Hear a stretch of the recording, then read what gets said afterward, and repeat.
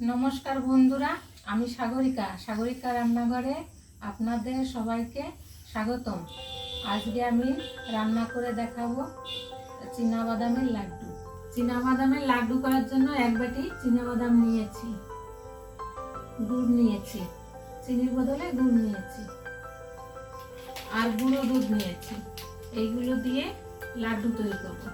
আমি gas oven ধরিয়ে দিচ্ছি, কড়াই বসিয়ে দিচ্ছি। এবার বাদামগুলো ভেজে নেব, এগুলো দিয়ে দিচ্ছি।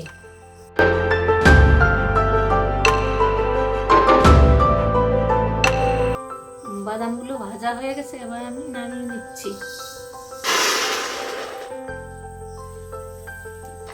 এবারে বাদামগুলো ঠান্ডা করে নিতে হবে। বাদামগুলো ঠান্ডা হয়ে গেছে, ছাড়িয়ে নিচ্ছি।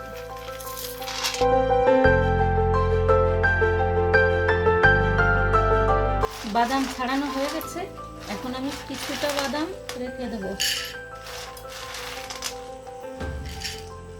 কিছু বাদাম মিক্সিতে করে ঘুরিয়ে নিয়ে আসবো।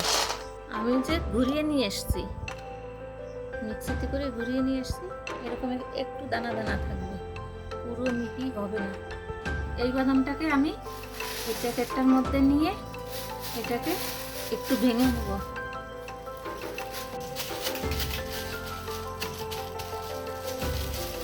ভাঙা হয়ে গেছে, আমি গুড় দিয়ে দিচ্ছি।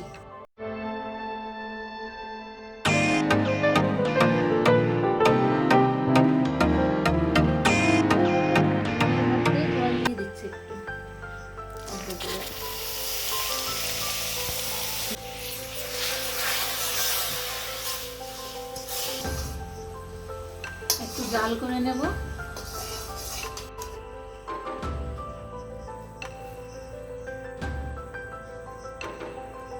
একটু চিপচিপে হয়ে গেছে, বেশি গাঢ় করা যাবে না। এবার বাদামের গুঁড়োগুলো দিয়ে দিচ্ছি। গুঁড়ো দুধ অল্প অল্প করে দিয়ে দিচ্ছি।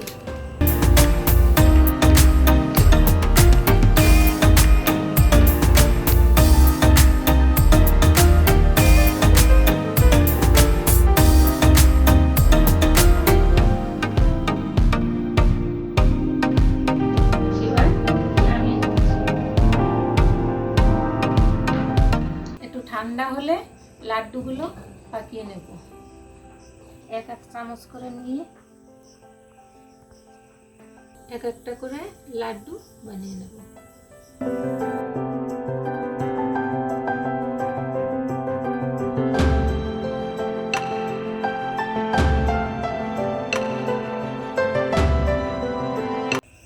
এইভাবে আমি সবগুলো লাড্ডু বানিয়ে নেব।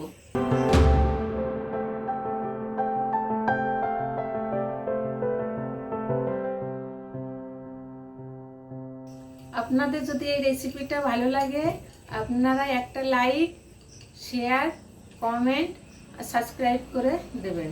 এই যে লাড্ডু বানানো হয়ে গেছে, আপনারাও বাড়িতে লাড্ডু বানিয়ে খেয়ে দেখবেন, খুব ভালো লাগবে।